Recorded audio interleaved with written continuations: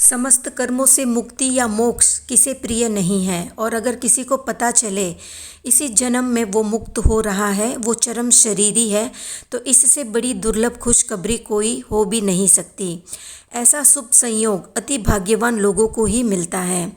वे इसी जन्म में मुक्ति को प्राप्त कर लेंगे। सुनने में ये बात जितनी अच्छी लगती है उतनी ही मुश्किल से घटती है कुछ एक लोगों के जीवन में। चरम शरीरी होना मुश्किल ही नहीं, अति मुश्किल है।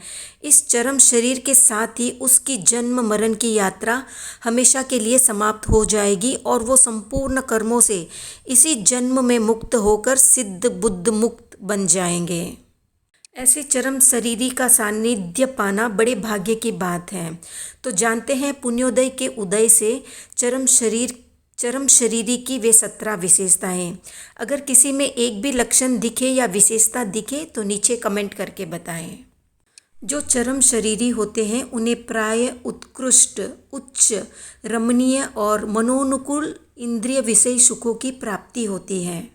जो चरम शरीरी होते हैं उनके मन में अपनी जाति, कुल, संपत्ति, आयु या अन्य किसी दूसरे प्रकार की हीनता का भाव नहीं होता।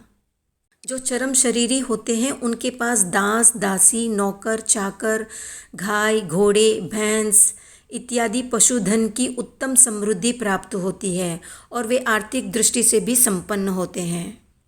जो चरम शरीरी होते हैं वे अपना और दूसरों का महान उपकार करते हैं।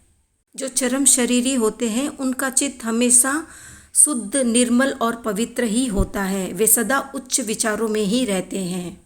जो चरम शरीरी होते हैं वे सभी बातों में धर्म को प्रधान मानते हैं। उनकी हर बात के मूल में धर्म होता है। चरम शरीरी होने के कारण विवेक के द्वारा वस्तु का सच्चा स्वरूप जान लेने के कारण उनकी कोई भी क्रिया निष्फल नहीं होती। जो चरम शरीरी होते हैं उन्हें उत्तरोत्तर अधिक शुद्ध होने वाले तथा अप्रतिपाती चारित्र की प्राप्ति होती है। चरम शरीरी होने के कारण उनके जीवन में शुद्ध चारित्र इस तरह से घुल मिल जाता है कि उनसे बुरा काम होता ही नहीं। चारित्र का पालन करना उनका स्वभाव जैसा बन जाता है। वे भव्य जीवों को सुख संतोष देने वाले होते हैं।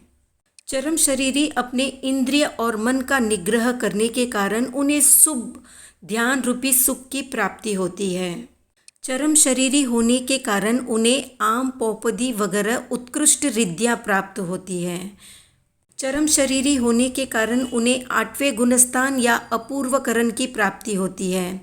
इसके बाद वे छपक श्रेणी ले लेते हैं। चरम शरीरी होने के कारण वे मोहनीय कर्म रूपी महासागर से पार पा जाते हैं। फिर ज्ञानावर्ण्य, दर्शनावर्ण्य कर्मों का संपूर्ण क्षय करके केवल ज्ञान को प्राप्त करके सिद्ध, बुद्ध और मुक्त हो जाते हैं। तो ये थी चरम शरीरी की कुछ एक विशेषताएं। जानकारी अच्छी लगे तो लाइक, शेयर, सब्सक्राइब करें।